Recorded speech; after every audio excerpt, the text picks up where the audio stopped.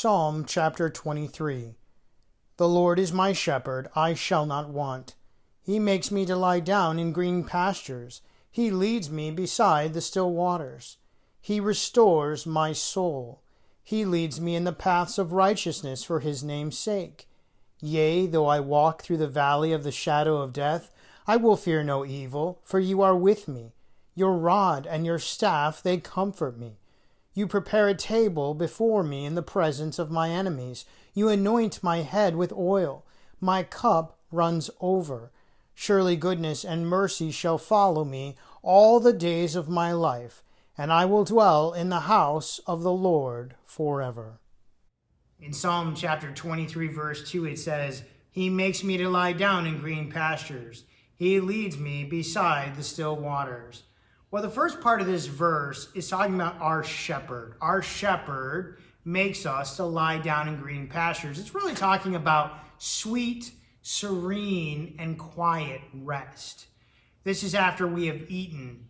Our needs are perfectly taken care of. We can lie down and we can just rest knowing that our shepherd is there watching us, taking care of us. Well, there are several things that prevent sheep from resting. One is hunger. But you'll notice in this verse it says that you're laying down in green pastures.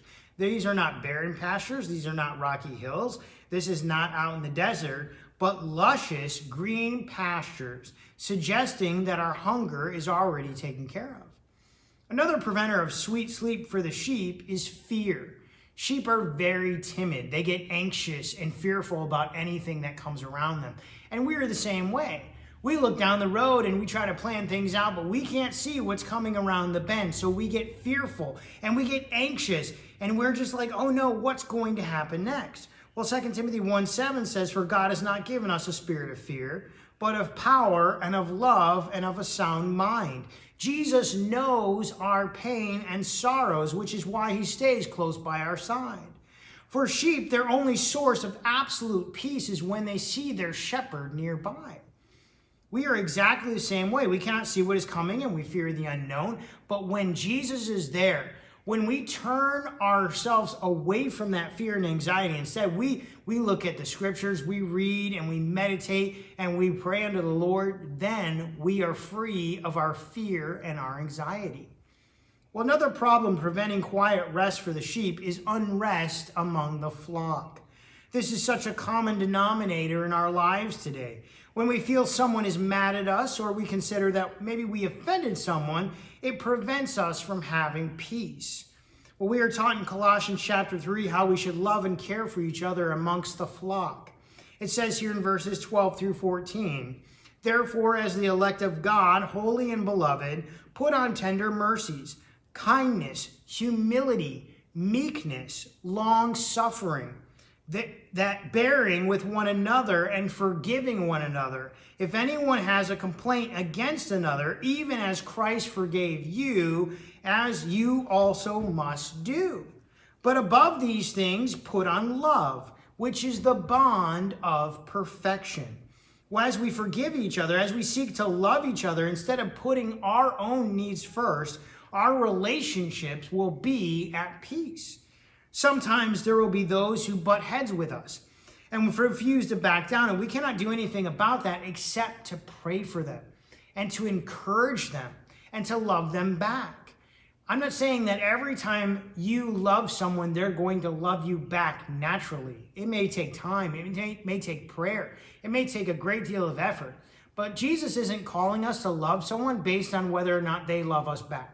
He's not calling us to forgive someone based on whether or not they forgive us. He's not calling us to forgive someone based on whether or not they forgive us back. He is calling us to be kind to each other, to love each other, to do good for each other for the sake of because he wants us to do those things, not because of their response. Jesus is calling us to first go out and to love someone else instead of waiting on them to love us back.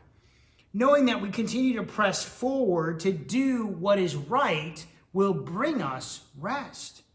We need to learn to be content with whatever it is that our shepherd is presenting to us.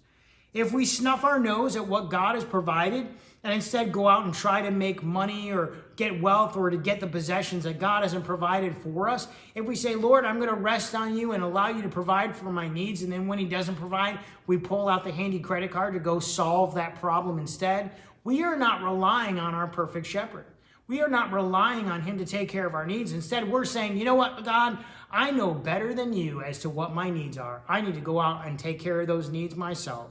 We need to rely on him because possessions do not bring us peace.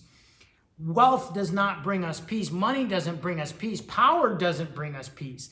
Contentment is the only thing that brings us peace. 1 Timothy 6:6 says, now godliness with contentment is great gain. Be content with what God has given you. Be content with what the Lord provides. Be content as our great shepherd continues to give and continues to love us and to take care of all of our needs.